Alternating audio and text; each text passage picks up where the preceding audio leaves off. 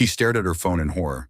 The text meant for her best friend had just gone to him, her ice-cold billionaire boss who'd never smiled at her once in 2 years. It read, "Girl, my boss is so fine, I'd climb him like a tree." Then her doorbell rang. If you love stories about unexpected romance and life-changing mistakes, you're in the right place. Hit that subscribe button and ring the bell so you never miss a story that'll make your heart race. Now let's dive in. Nina Brooks had exactly 3 minutes to catch the elevator before she'd be late for the morning meeting. Again. She juggled her coffee, her laptop bag, and the presentation folder that represented 3 weeks of sleepless nights. Her natural hair was pulled back in a neat bun, and her navy blazer was pressed perfectly, but inside she felt like she was barely holding it together. Working at Sterling Luxury Hotels had been her dream job 2 years ago. Now it felt like beautiful torture. The problem wasn't the work. Nina loved creating marketing campaigns, loved the creativity and strategy. The problem was him, Damian Cole, her boss. The 35-year-old self-made billionaire who'd built a hotel empire from absolutely nothing and seemed to have forgotten how to smile somewhere along the way. For 2 years, Nina had presented brilliant ideas that he'd acknowledge with a slight nod before moving on. 2 years of "Thank you, Miss Brooks" in that cold, clipped tone. 2 years of watching him walk past her desk without a glance, like she was part of the furniture. And the worst part? Despite his icy demeanor, despite the way he made her feel invisible, Nina found him absolutely, frustratingly attractive. She'd never admit it out loud. Well, except to Tamara, her best friend since college. Tamara got to hear everything during their late-night phone calls and text sessions. Tamara knew that Nina's heart did a stupid little flip every time Damian walked into a room. Tamara knew that Nina had memorized the exact shade of his brown eyes and the way his jaw tightened when he was thinking. It was pathetic, really, having a crush on a man who barely knew she existed. Thursday evening came like it always did, with Nina sitting at her small kitchen table in her modest apartment, still in her work clothes eating takeout straight from the container. Her phone buzzed. Tamara, of course. "How was work, babe? Did Mr. Ice King thaw at all?" Nina laughed and started typing back. Today had been particularly rough. She'd presented a complete rebranding strategy for their new boutique hotel line, something she'd poured her heart into. Damian had listened in silence, his face unreadable, then simply said, "We'll take it under consideration," before dismissing everyone. Her fingers flew across the keyboard as she vented to Tamara. "Girl, I can't with this man anymore. Another day of being invisible. But Lord help me, when he loosened his tie in that meeting, I nearly lost it. My boss is so fine, I'd climb him like a tree." She added a fire emoji and hit send, except she didn't send it to Tamara. Nina's blood turned to ice as she watched the message appear in the wrong chat thread. Damian Cole's name sat at the top of the screen. The message showed "delivered." Then almost immediately, "read." No, no, no, no, no, no. Nina's hands shook so badly she nearly dropped her phone. She tried to unsend it, but the option was grayed out. Too late. He'd seen it. Her boss, her cold, unreachable, billionaire boss, had just read her confession that she wanted to climb him like a tree. Her phone slipped from her fingers onto the table. Her chest felt tight. This was it. She'd be fired. Definitely fired. Maybe sued for harassment. Her career was over. Her mama had warned her about keeping things professional, and now she'd gone and texted her boss about climbing him. She grabbed her phone and called Tamara, pacing her small living room in panic. "I'm dead. I'm completely dead. I sent it to him, Tamara. To Damian." "Sent what? Wait, the tree text? Oh my God, Nina. He read it. What do I do? Do I quit? Do I move to another country? Should I just never go back?" Tamara tried to calm her down, but Nina could barely hear her over the sound of her own racing heart. She changed out of her work clothes and into sweatpants and a t-shirt, wrapping her hair in a silk scarf. If she was going to have a breakdown, she might as well be comfortable. That's when her doorbell rang. Nina froze. It was 9 o'clock on a Thursday night. She wasn't expecting anyone. Through the peephole, she saw a figure in a dark suit, and her heart stopped completely. Damian Cole stood on her doorstep. For a moment, Nina considered pretending she wasn't home, but his car was parked outside, and her lights were on. With shaking hands, she opened the door. He stood there, tall and commanding, even in the dim hallway light. His tie was loosened, the same way it had been in the meeting, and his expression was unreadable as always. But something in his eyes looked different. Uncertain, maybe. Mr. Cole, Nina's voice came out, barely above a whisper. Miss Brooks, may I come in? What else could she say? She stepped aside, acutely aware that he was seeing her home for the first time. Her small, humble apartment with its second-hand furniture and student loan statements on the counter. He looked around, and she died 1,000 deaths inside. I'm so sorry, Nina started, words tumbling out. That text was completely inappropriate. I was venting to my friend, and I hit the wrong contact, and I know that's no excuse. I'll submit my resignation first thing tomorrow. You won't have to deal with any awkwardness or... Did you mean it? His voice cut through her rambling. Nina blinked. What? The text. Did you mean it? Damien turned to face her fully, and the intensity in his eyes made her breath catch. I don't understand what you're asking. He took a step closer, and Nina's back hit the door. I had to come see if you meant it, because I've been trying to figure out how to talk to you for 8 months, and I've failed every single time. The world tilted. Talk to me? You barely acknowledge I exist. Something that might have been pain flashed across his face. I know, and that's the problem. He ran a hand through his dark hair, messing it up in a way that made him look younger, more human. I don't know how to do this. People, I mean. Connections. I built an empire by being cold and calculated and keeping everyone at a distance. But you, he looked at her with an expression she'd never seen before. You walk into a room and everything gets brighter. You laugh and I forget what I was thinking about. You present ideas with such passion that I want to just listen to you talk for hours. Nina's mind reeled. You've never once smiled at me. Because if I started, I wouldn't be able to stop. Don't you see? His voice dropped lower. I'm terrible at this. I grew up with nothing, fought for everything I have. I learned to bury every emotion, every want. It made me successful, but it made me alone. And then you showed up with your brilliant mind and your beautiful smile, and I didn't know what to do with what I felt. She should say something, anything. But words had abandoned her completely. Damien continued. I read every email you sent at least twice. I've implemented 3 of your campaign ideas for our West Coast properties. I know you take your coffee with oat milk and cinnamon. I know you bite your lip when you're thinking and tap your pen when you're excited about something. I notice everything, Nina. Everything. But I'm your boss, and I didn't want to be that man who makes you uncomfortable or puts you in an impossible position. So you just ignored me instead? I kept my distance because I was trying to be professional, trying to be appropriate, and clearly failing miserably because here I am, at your apartment at 9 p.m., telling you things I have no business telling you. He stepped back, giving her space. I should go. This was inappropriate. I just needed you to know that the attraction isn't one-sided, and whatever happens tomorrow at work, your job is safe. You're too valuable to lose over my inability to handle my own feelings. He turned toward the door, and something in Nina snapped. She'd spent 2 years feeling invisible, and now this man was telling her he'd seen her all along. That he'd been hiding his feelings while she'd been hiding hers? Wait. Her voice came out stronger than she felt. You said 8 months. Why 8 months specifically? Damien paused, his hand on the doorknob. The investor dinner in April, you wore a yellow dress and gave an impromptu pitch to the Singapore investors when our presentation system failed. You were brilliant and confident and completely captivating. I went home that night and couldn't stop thinking about you. Haven't stopped since. Nina remembered that night. She'd been terrified but had pushed through. She'd felt Damien's eyes on her the whole time, but assumed he was judging her performance. Instead, he'd been... What? Falling for her? I thought you were just cold, she said softly. I thought you looked down on people like me. People like you? He turned back, confusion on his face. You're a billionaire, Damien. I'm a girl from the South Side who's working 2 jobs to pay off student loans. I live in a 1-bedroom apartment with furniture from Facebook Marketplace. We're from different worlds.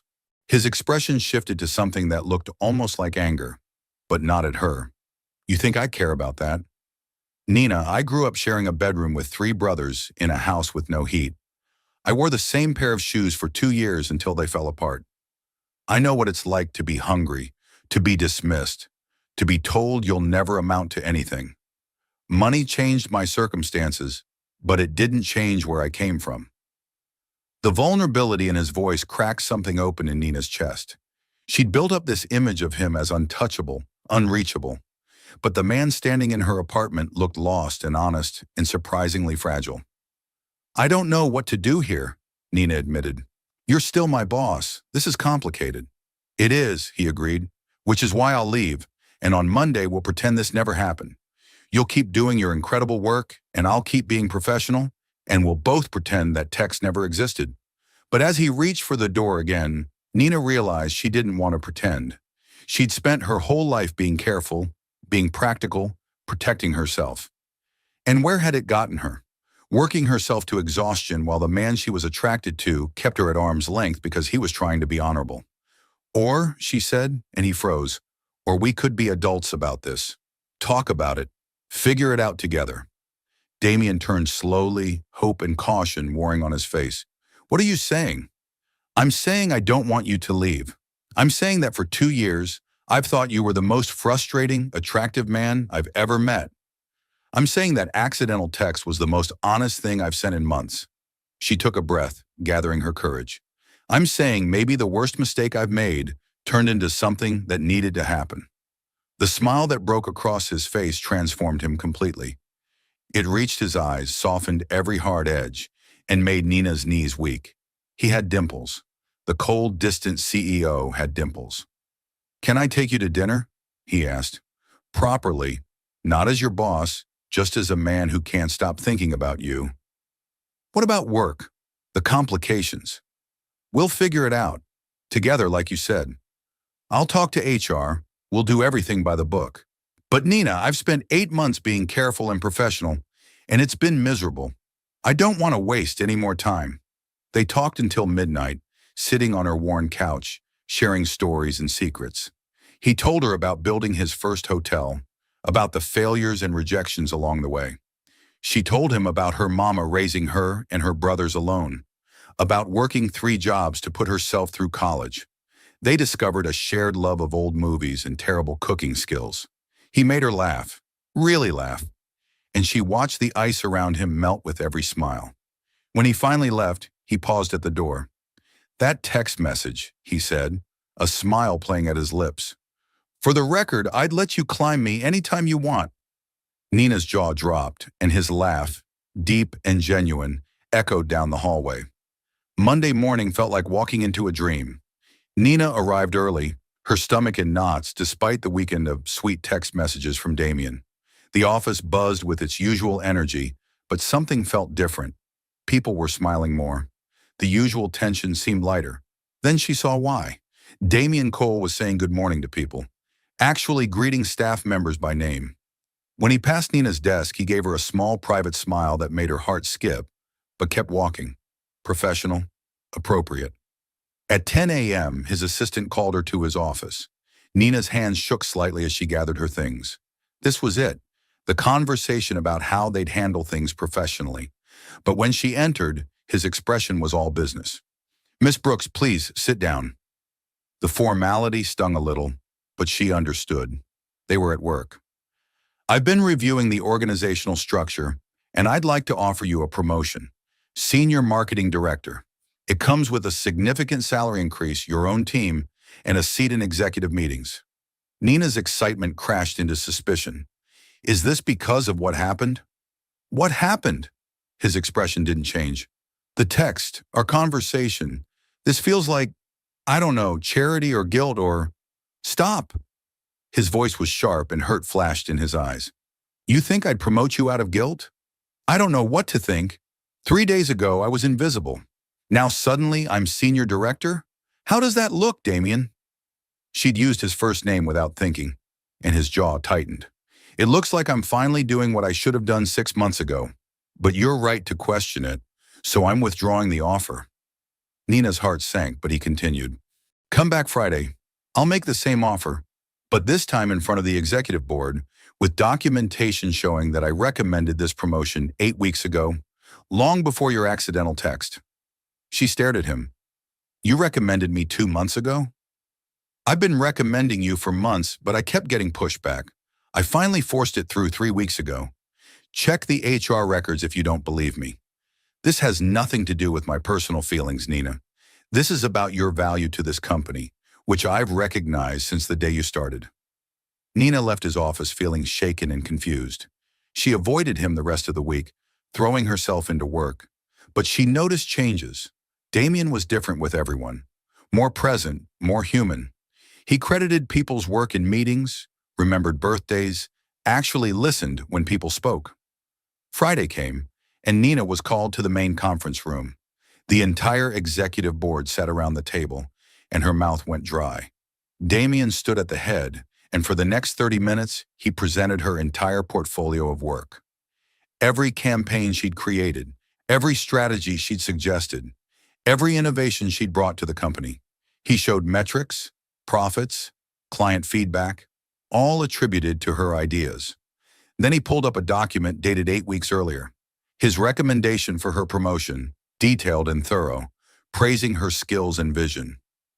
Miss Brooks has been the creative force behind our most successful campaigns this year, he told the board. This promotion isn't a favor, it's overdue recognition. The board approved unanimously. Afterwards, Nina approached him in the empty hallway. Thank you, she said quietly. Don't thank me for giving you what you earned. His voice was gentle but firm. But I need to know where we stand, professionally and otherwise. Nina took a breath. Professionally, I accept the promotion. I've earned it, and I'll excel at it. Otherwise, she met his eyes. Otherwise, I think we need to keep things professional, at least for now. This promotion is too new, and I need to prove myself without any appearance of favoritism. Pain crossed his face, but he nodded. I understand. I respect that. I'm not saying never, Damien. I'm saying not yet. The next 2 months were beautiful torture. Nina threw herself into her new role, building her team and launching campaigns that exceeded every expectation. She and Damien worked together brilliantly, their minds in perfect sync during strategy meetings. The chemistry between them was undeniable, crackling across conference rooms and making everyone else uncomfortable. But they kept their distance. Professional, appropriate, miserable. The company gala arrived in early December, a black tie event at their flagship hotel. Nina wore a deep burgundy gown that hugged every curve, her natural hair styled in elegant curls. She felt beautiful and powerful and absolutely terrified of seeing Damien in a tuxedo. When she arrived, he was across the ballroom, but his eyes found her immediately. The look he gave her made her forget how to breathe. Throughout the evening, they orbited each other like planets, never quite touching, but always aware. Then came the moment when protocol required the CEO to dance with his executive team. When Damien extended his hand to Nina, electricity sparked between them. The moment his hand touched her waist, the world narrowed to just the two of them. You're killing me in that dress, he murmured, his voice low enough that only she could hear. You're not exactly playing fair yourself, she whispered back, acutely aware of how perfectly they fit together. They moved in silence for a moment, the tension building with every step. Then Damien spoke, his voice rough. I'm quitting. Nina stumbled, and his arm tightened around her. What? I'll step down as CEO, promote Vincent to take over. Then I can take you on a proper date without any complications, without anyone questioning your achievements or our integrity. She stopped dancing, searching his face. He was serious. He'd give up everything for her. Don't you dare, Nina said fiercely. I didn't fall for a man who runs from challenges. I fell for the man who built an empire from nothing, who fights for what he wants, who just spent 2 months respecting my boundaries while clearly dying inside. Nina, we're done hiding. I've proved myself. Everyone in this room knows I earned my position, and I'm tired of pretending there's nothing between us when everyone can see it anyway. She pulled him closer and kissed him, right there in the middle of the ballroom, in front of executives and employees and clients. For a heartbeat, he froze in surprise. Then he kissed her back, one hand cradling her face like she was precious, the other pulling her closer. When they finally broke apart, the room had gone silent. Then someone started clapping, and soon the whole ballroom erupted in applause and cheers. "Well," Damien said, his forehead resting against hers, that beautiful smile transforming his face, "I guess we're public now." "Guess so," Nina grinned. "Think you can handle dating someone who calls you out on your nonsense?" "I'm counting on it." 6 months later, Nina's life had transformed in ways she'd never imagined. She was thriving as senior marketing director, leading campaigns that put Sterling hotels on the map in new markets. The board had approved new policies about workplace relationships, transparency, no direct reporting lines, regular HR check-ins. She and Damien navigated it all with honesty and care. But more than that, she'd found a partner who saw her, valued her, and loved her completely. Damien had learned to laugh, to be vulnerable, to let people in. She'd learned that sometimes the scariest leaps led to the softest landings. One evening, curled up on his couch, much nicer than her old one, though she'd kept her apartment for independence, Nina was texting Tamara while Damien read through contracts beside her. She typed, "Girl, I climbed that tree after all." Damien glanced over her shoulder and burst out laughing, that deep, genuine sound she'd grown to love. "Are you ever going to let me live that down?" "Never. It's our origin story." He pulled her closer, pressing a kiss to her temple. "Best accidental text in history." "You know," Nina said thoughtfully, "I'm thinking of starting my own marketing firm. Something focused on elevating Black-owned businesses and minority entrepreneurs." "Tell me more," Damien said, and she could hear the excitement in his voice. They talked for hours about her vision, his experience, how they could make it work. He offered to be a silent investor, to mentor but never control. They dreamed together, planned together, built together. Later, as Nina drifted off to sleep in his arms, she thought about that panicked moment when she'd sent the wrong text. The worst mistake of her life had led to the best thing in it. Sometimes you had to climb the tree to see the view from the top, and sometimes, if you were very lucky, the tree caught you right back. Sometimes the worst mistakes lead to the best moments. If this story touched your heart, show some love with a like and drop a comment telling us about a time when an embarrassing moment turned into something beautiful. Don't forget to subscribe for more stories that prove love finds us when we least expect it. See you in the next one.